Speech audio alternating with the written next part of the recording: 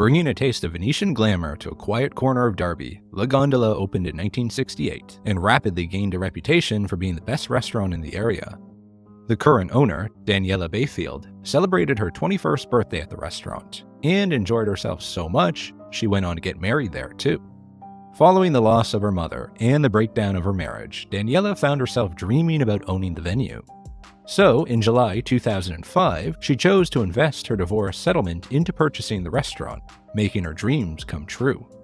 Taking on a 125-seater restaurant with a 21-bedroom hotel attached was no small undertaking for an inexperienced owner. And just 6 months later, with the dining room empty, Danny called Gordon in to help. As Gordon enters the Time Warp restaurant on Friday night, all he can hear are creaking floorboards. The decor consists of dated chandeliers and plastic flowers on tables, and the huge, antiquated menu gives Gordon flashbacks to the 1970s. Fuck me, even the gondola looks fucked. Gordon sits down to sample the food. He chooses spaghetti bolognese from the menu, expecting it to be freshly made, especially since it's one of the few Italian options at the supposed Italian restaurant. He also thought spaghetti would be a quick dish to prepare. Unfortunately, he was mistaken. The kitchen is taking an unusually long time to serve his meal. Get him on some fucking proper spaghetti now. He's gonna give that fucking ancient shit that was in there. For quite the wait, Gordon is shocked when a huge portion of spaghetti arrives and is followed by an equally enormous salmon dish, all for just £6.50. From the evidence in front of him, Gordon begins to suspect that corners are being cut and a quantity over quality philosophy may have crept in over the years. As he gets dressed in his chef's whites and heads back to the kitchen to observe head chef Steve Straughan, Chef Ramsay's suspicions seem to be confirmed. With one of the few functions still booked at the restaurant underway, the kitchen has run out of fresh tuna steaks for the 25 guests. Plan B is announced, which turns out to be opening tinned tuna and serving it with a few lettuce leaves. Next, there's a problem with the main courses. The functions manager has ordered lobster with sauce, when the guests were expecting their dishes plain. As plates come back into the kitchen, Steve chooses to call her down from her office and start an argument rather than solving the problem. Unappetizing trays of reheated meat continue to be served, and Gordon catches Steve unwrapping pre-made apple pies, which are then microwaved. Gordon challenges Steve, who admits that he has the time and ability to bake apple pies from scratch, but chooses to take the easy way out. What this guy needs is a rocket up his arse. Gordon sits down with Daniela to share his discoveries. While the owner reveals her time capsule of memories, Chef Ramsay describes a time bomb of problems, outlining the laziness and childish bickering that he has witnessed. He questions the chef's pride and self-esteem if he is allowing the kitchen to run with such a disgraceful lack of care. Following her somewhat ironic use of her divorce payout of £500,000 to purchase a wedding venue, Daniela is rapidly losing money, including over £75,000 in the last 12 months alone. When Steve and his trainee Gareth finally arrive for work at 10 a.m., Gordon outlines how the financial issues mean the kitchen staff could easily lose their jobs. Chef Ramsay hopes for some response from the team, but instead is met with a sea of blank faces. With just 3 diners at the restaurant for Sunday lunch, the kitchen sends out dishes, slowly. Gareth admits that his shifts are boring and he often just watches the clock until he can go home. But instead of encouragement, Steve focuses on disciplining his trainees, threatening to fire them without warning. The only person with any drive and energy in the kitchen is 17-year-old pot washer Danny, who Gordon immediately identifies as an ambitious and enthusiastic apprentice chef. Gordon recalls his own time washing dishes and promises Danny that with hard work and determination, the bubbles in the sink would soon lead to bubbles in a glass of champagne. Would you like a glass of champagne? I'm not old enough. Fuck it, we'll sneak it in the fridge. Okay then. Yeah. Gordon takes the opportunity to investigate the store cupboard. Instead of fresh ingredients needed to run an authentic Italian restaurant, he uncovers boxes of powder minestrone and mashed potato mix, the ultimate shortcuts for lazy chefs. When revealing the ingredients of the excellent soup to owner Daniela, Steve admits to bulking up homemade soup with the powdered product. Steve's cost-efficient ways don't seem to have extended to checking the menu pricing, as the prices haven't been adjusted for years. Many of the dishes ordered make a loss. Gordon points out that one lamb dish actually costs the restaurant £5 each time it's served. An uncomfortable-looking Steve chooses to argue with the owner rather than taking responsibility, and second-in-command Gareth joins in. She forcefully reminds them that it's her money on the line, and they could soon be out of a job. Gordon says he would have fired Gareth on the spot for being so disrespectful. Chef Ramsay decides to try to lift morale with a staff day out. Bravely allowing Gareth to drive, the staff visit Rolls-Royce to witness how the company stayed ahead of the times by continually evolving and creating modern classics. And now he wants to do the same with the lunch menu. Gordon starts with a simple essential for any Italian restaurant, fresh pasta.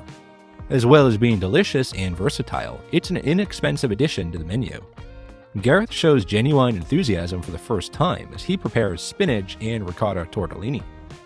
At the same time, Gordon asks Danny, the apprentice, to put together a couple of salad options, which a supportive Gordon declares as lovely.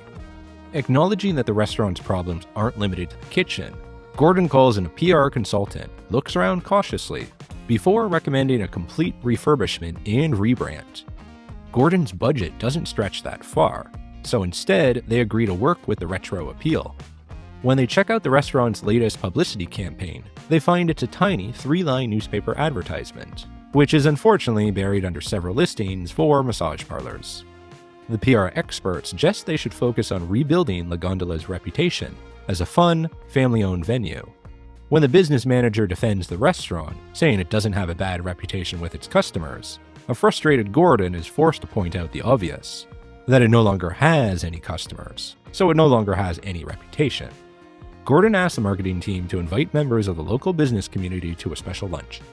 The pressure is on head chef Steve as Gordon sets a 45-minute deadline to get customers served, and he's keen to see if Steve can improve the kitchen's chemistry and communication. Gordon's new pasta dishes start leaving the kitchen, and compliments the chefs return along with empty plates. So far, so good. But soon the service slows down, and Steve goes quiet. Orders have become mixed up, dishes are duplicated, and waiters are given entire tables of wrong dishes. The lunch only involved preparing 35 covers, and the kitchen, under Steve's leadership, couldn't cope.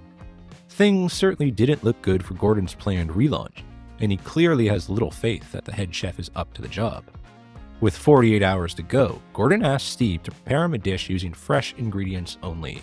No opening packets or tins this time. He prepares a trout dish with orange zest and fennel. While it's the most authentic dish he has seen Steve produce so far, Gordon points out that his inspiration came from his time as a commis chef 35 years ago. And unfortunately, even under Gordon's eagle eye, Steve's lazy ways haven't quite left him. He's left the scales on the fish. Gordon tastes it and announces that it's pretty dismal, not the high praise that Steve seemed to be expecting. A disappointed Gordon challenges the young trainees to do better than the 51-year-old head chef. Gareth ruins a pretty good tuna steak with a gloppy, stodgy paste of a sauce.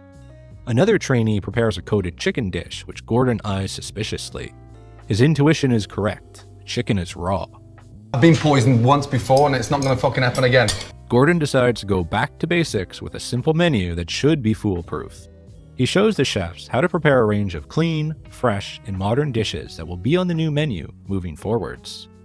Danny has never been given his own section in the kitchen, which Gordon decides to change, putting him in charge of the vegetables. Sweating over a hot stove for the first time ever, Danny produces elegant trays of roasted vegetables, much to Gordon's obvious pride. Time for a dining room makeover. Gordon removes smelly plastic flowers and tables full of antique clutter, ordering them all to be trashed. One of the only old traditions that Gordon retains is tableside flambés. Gordon watches as one of the experienced servers, Martine, creates a huge dramatic flame to whip up a perfect crepe, which Gordon calls art. Gordon decides he's found the new hallmark for the restaurant. They are fucking delicious. Who needs a wine list when you get pissed on the dessert? On relaunch night, a live band are booked to entertain the 70 diners coming for dinner. Gordon is eager to see the kitchen team pulled together for the event and puts Danny in charge of producing a staff dinner to help build some team spirit, as well as the apprentice chef's confidence. With an hour to go, Steve is preparing for service without communicating with his team. Feeling the pressure, Steve doesn't sample Danny's delicious staff dinner, admitting he's only eaten 2 meals in the last few days. At the last minute, Steve's nerves take over, and he asks Gordon to run the hot plate. A concerned Gordon calls the first orders, but is adamant he's only getting Steve started, and the head chef is going to have to run his own kitchen and his own team. With Gordon in charge, service runs smoothly. The live music brings a buzzing atmosphere to the dining room, and happy customers return clean plates to the kitchen. The fun, energetic atmosphere front of house is not reflected behind the kitchen doors.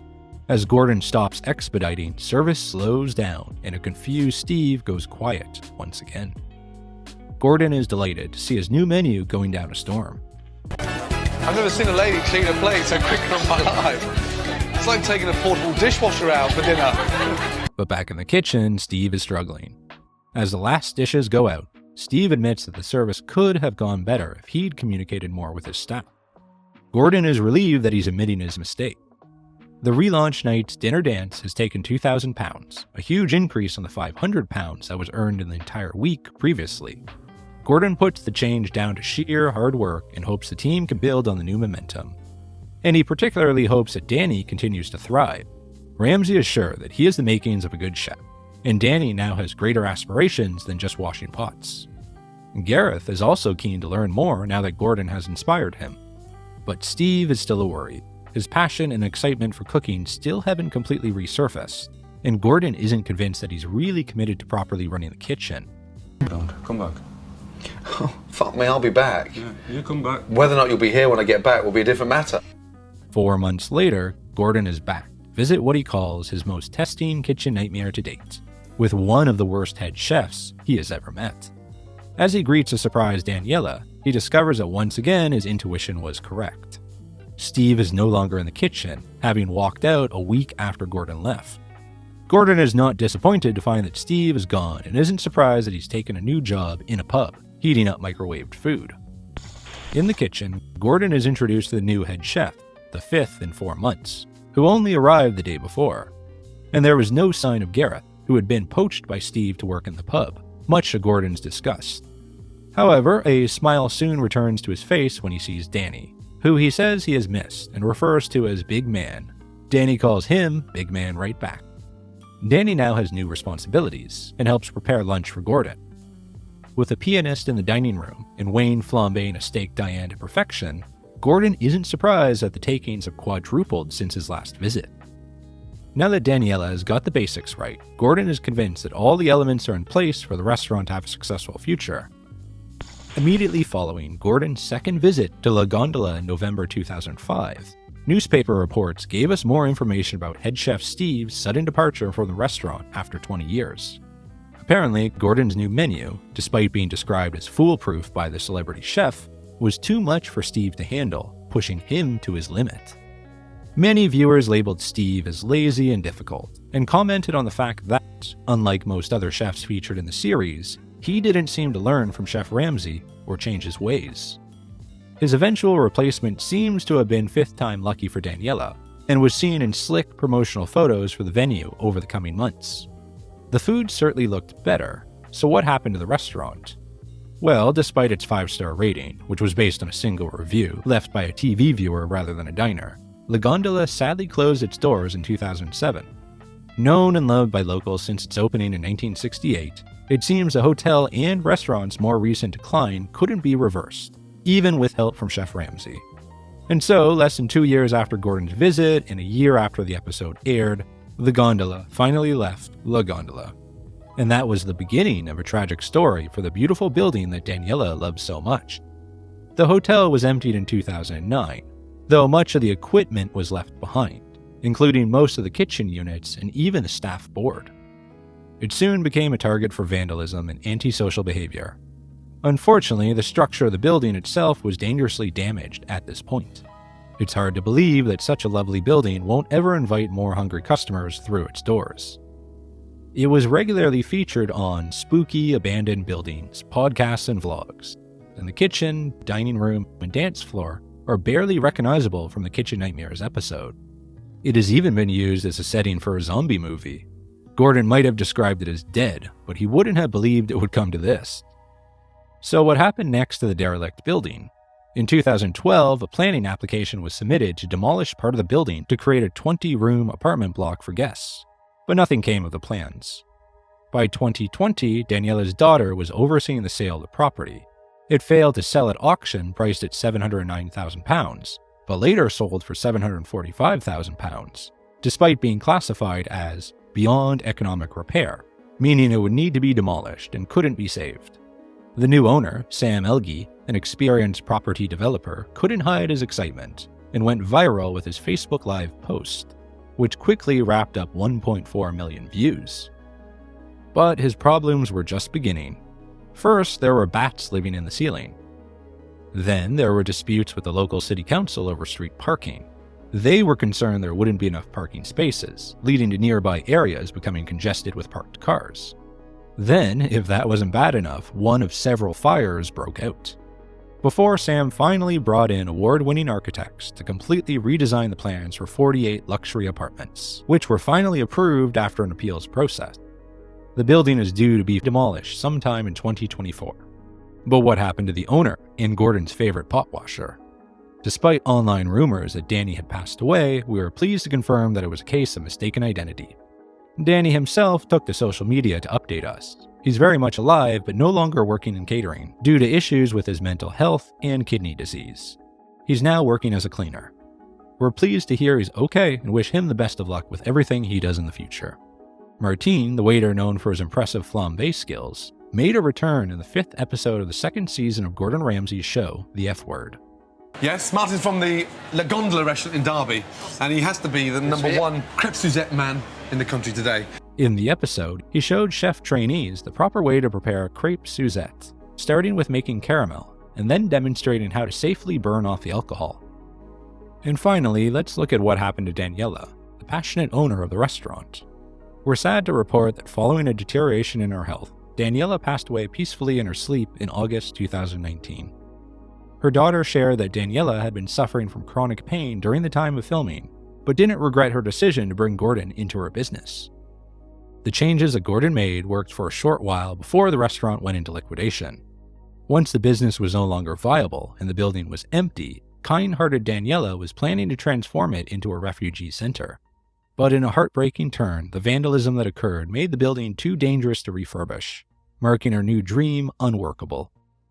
Daniela's daughter shared a little bit of her history after her passing, including her purchase of her beloved hotel and restaurant, and her plans to breathe new life into her palace of memories. We are grateful to have got a glimpse into that chapter of her life, and wish her daughter and family well. In the end, La Gondola's past success was not enough to secure its future, even with Chef Ramsay's efforts. Sometimes, that's just the reality.